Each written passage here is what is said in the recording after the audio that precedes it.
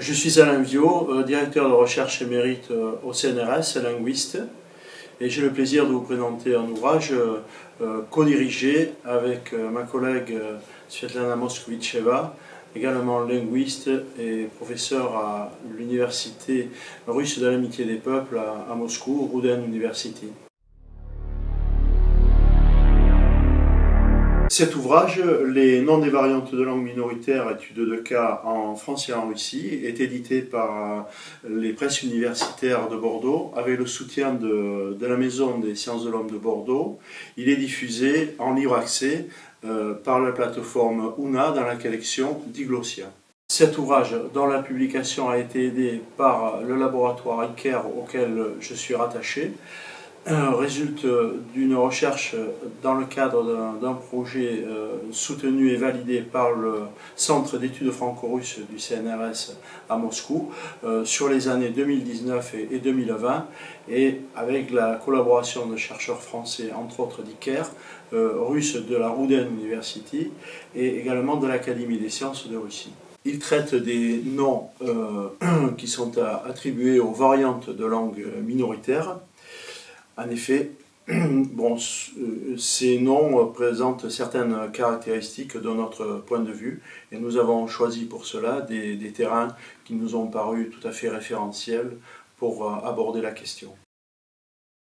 Le cadre disciplinaire qui ressort de cette étude est d'ordre sociolinguistique. Les noms de variantes.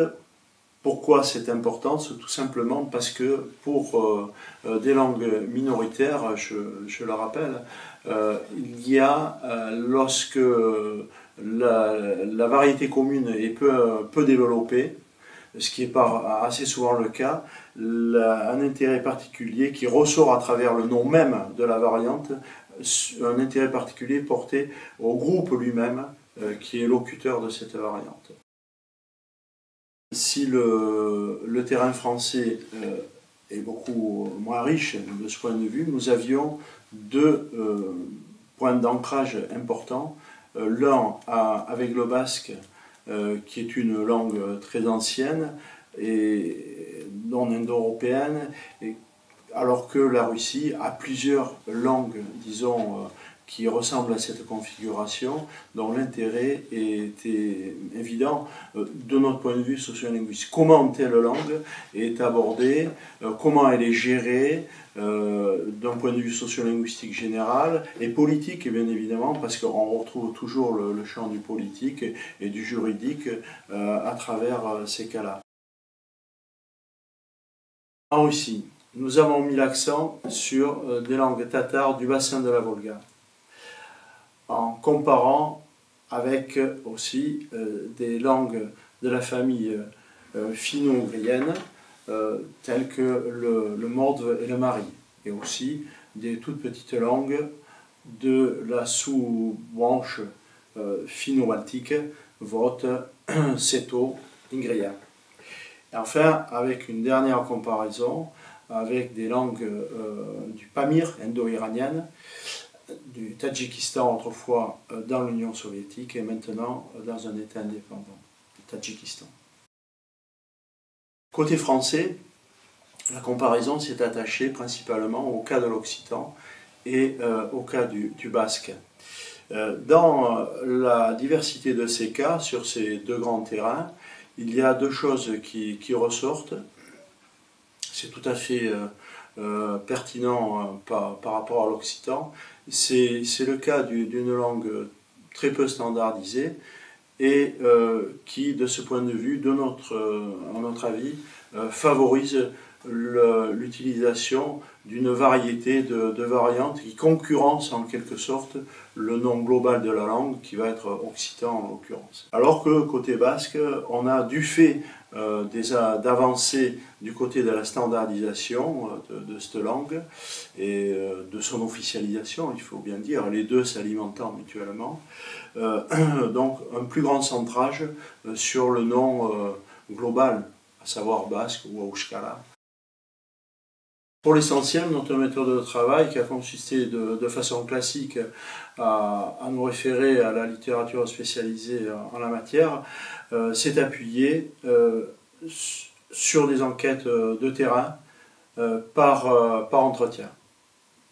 Bien entendu, on a tenu compte aussi, lorsqu'elles existaient, d'enquêtes par questionnaire sur des échantillons qui ont pu être vastes, assez importants. C'est le cas de l'occitan.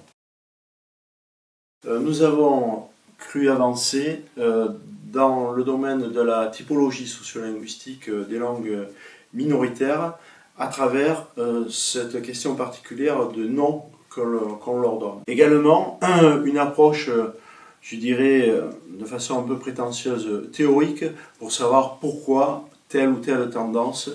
Alors, l'importance donnée au groupe, l'importance donnée à la langue en tant que telle, et les influences réciproques. Et puis aussi, deux éléments de contexte. Un, qui nous aurait paru, vu du côté français, un peu ancien, qui est celui de la culture et tout particulièrement de la religion, qui reste important côté russe, mais pour lequel on peut se poser des questions côté français pour savoir si, par exemple, côté béarnais, il y a une donne religieuse qui a pu laisser des traces avec le protestantisme. Une chose encore sur laquelle il vaudra la peine de revenir, c'est la donne générale, évidemment archi connue, mais importante du politique, qui a une incidence sur ces noms de variantes dans leur rapport avec le nom englobant, le nom général de la langue. On le voit tout particulièrement côté russe, mais aussi côté français, à travers